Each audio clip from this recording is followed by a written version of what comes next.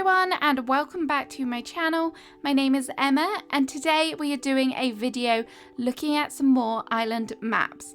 I did this video idea a little while ago and people seem to find it really helpful, so I thought I would come back with a part 2 and hopefully these new maps will inspire you some more. I feel like these are really great inspiration for helping you figure out how you're going to lay out your island, how things are going to look and where you want to place them, because it can be difficult. I totally relate with that. It's a hard decision to make. So I hope these can help you along the way. If you like the sound of that, please don't forget to like and subscribe. We'd love to have you on the channel. Lots of Animal Crossing content with a few other things thrown in. But let's get started. So for the first map, I brought you to the island of Karma, created by Gabby, and I love this map. It's so pretty. I love all of the water terraforming.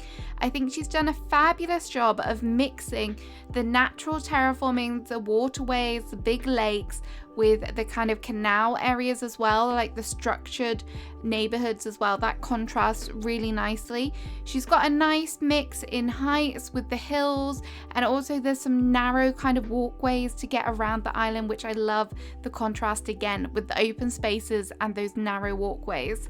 With regards to the placement of her shops and things, we've obviously got resident services here. She's separated her nooks and her able sisters, so there's no shopping district, but I like that. I like that it's a broken up. You've got different things to see here and there. Her neighborhoods are really cute. I love the fact that she's used different neighborhoods for different sets of villagers. They're all quite forward facing, which can be nice as well when you're looking at the map direct head on. So another beautiful map. Definitely check out the dream address as well. This is a beautiful boho island at night. For number 2, I've brought you to the island of Blossom Bay, created by @ACNH_Ikisha over on Instagram. And when she showed me this map, I was like, oh my gosh, I have to feature it. I love flowers and it's like a giant daisy, which is amazing. I had a quick run around her island to see how she's kind of translated that into her decorating, and I think she's done a really good job because it is quite limiting, but it makes for a wonderful map. So if you're thinking about stepping out of the comfort zone and doing something like this, do it, and then you'll have yourself a challenge of decorating with what's supplied to you, but I think you can make it work wonderfully as well. Just such a cute idea, and it really fits with her theme as well. So amazing job. For number 3, we have this gorgeous map created by Toadstool Things on Instagram, and this is gorgeous. I love all of the stepping stones running throughout, but there's also some kind of layered stepping stones as well, and then you have all of the hills up the back. What this reminds me of is they haven't done anything major with what was kind of already existing on the map. They've just totally enhanced it using the river mouths and things and just edited it up a bit. It looks amazing. All of the houses, the villager houses, are really nicely surrounding resident services, which if you're trying to save space and don't want to do a structured neighborhood, this is definitely one way to go about it. They're still cozy, but they're not kind of symmetrical, which is really nice as well. And the able sisters and nooks are slightly separated, but not too far away, so they're easily accessible. Just a wonderful map, and definitely something that you can take inspiration from for sure. Next up, we have this gorgeous island of Kellerman's, which was created by Mish_ACNH on Instagram. And again, they've made great use of the existing river mouths to make some beautiful waterways. I love the big loop with the double bridge moment. That's stunning. And also, I love how all of the villagers have their own yards. That's so cute. And some of them are together, nice and cozy, and then some are a bit spread apart. But yeah, the real thing here is all about that water terraforming. And I love the raised areas as well. They look gorgeous. You've got a bit of a town area down in the right hand corner with nooks and able sisters right next to resident services, so that's a great little way to go if you're looking for placement ideas for your shops. Next up, we're on the island of Brisey Isle, created by Robbie aka Brisey_crossing on Instagram. And the terraforming on this island is just insane. So that is why the map looks so beautiful and so detailed. Robbie has done all of his terraforming before he's completed his island, which is a very smart way to design your island, I must say. I am not that organized, but the map is just wow. So we've got some lovely rivers here. I love the fact that one of the rivers on the right hand side snakes all the way through the island right to the back where the rocks are. We've got some like mountains, they all kind of flow really nicely. You can tell that some of the waterways will go up and where the waterfalls will be. It's just all really nicely spread out.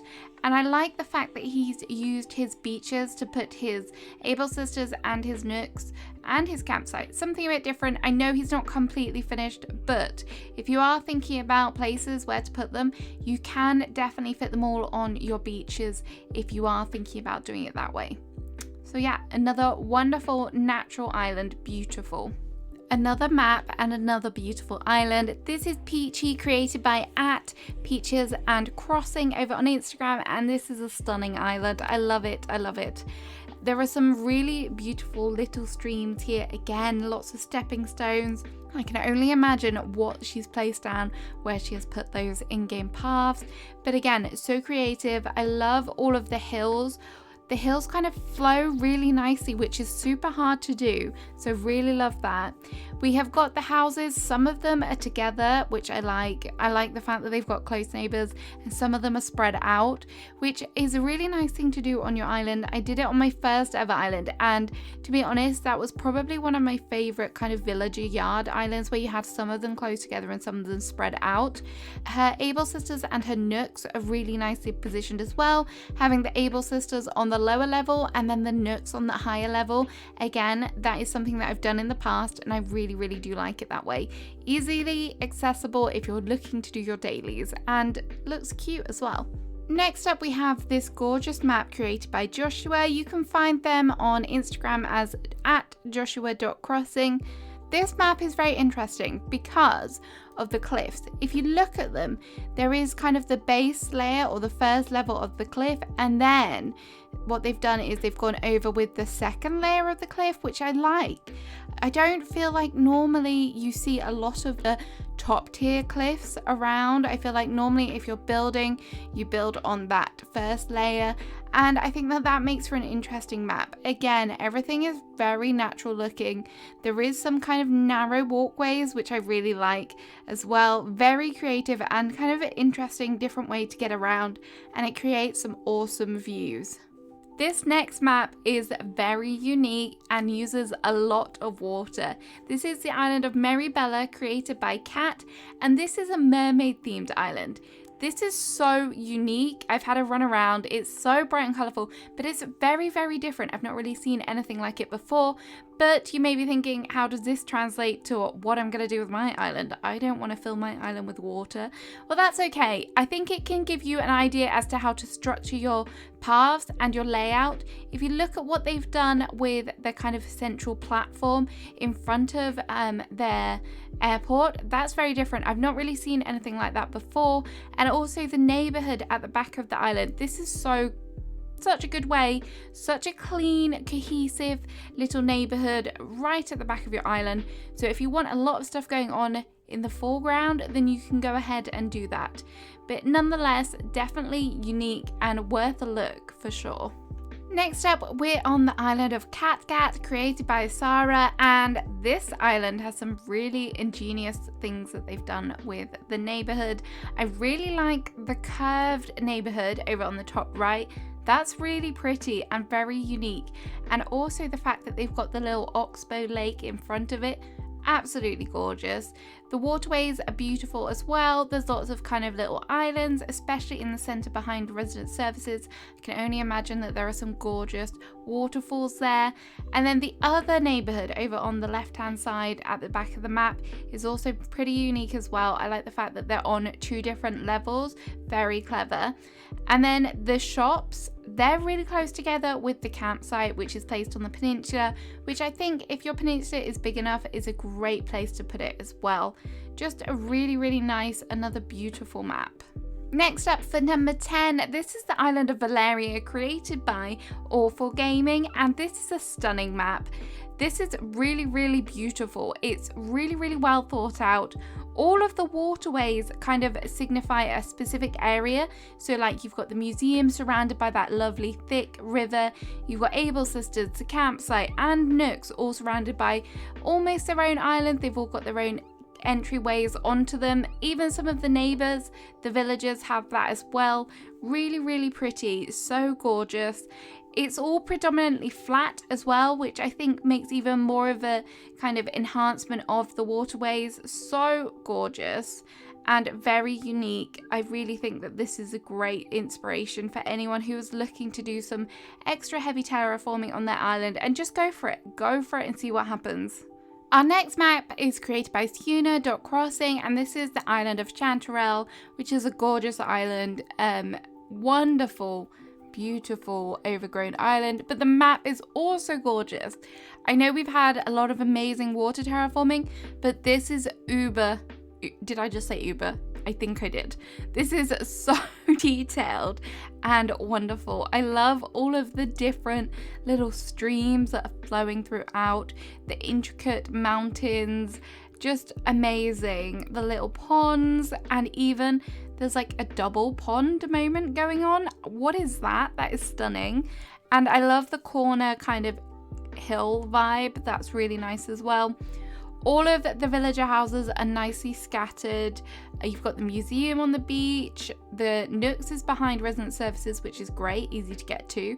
And the campsite is in a perfect position at the bottom of a waterfall by the looks of it. Gorgeous, beautiful map. For number 12, we're on the island of Hatchtopia, created by Nikki, and this is an amazing town. What a beautiful map. Everything is kind of intricate, but you can see where she's clearly laid out all of the paths, and I love that kind of petal shape that's going on behind resident services. If you see how she's managed to work in the waterways with the bridges and then those pretty patterns at the top there. I don't know how she's done that, but it looks gorgeous. Amazing job.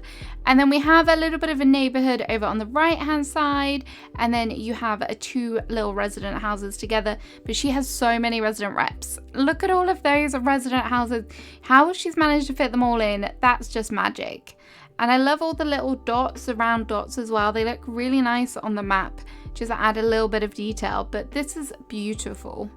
The next island we're looking at is the island of Avonlea, created by Tilly's Corner, and I love this island. I toured it on stream and it's beautiful, definitely worth a visit, but the map is also gorgeous. I love the kind of thin river snaking throughout and how it takes that kind of turn up to the big lake. Such a great idea.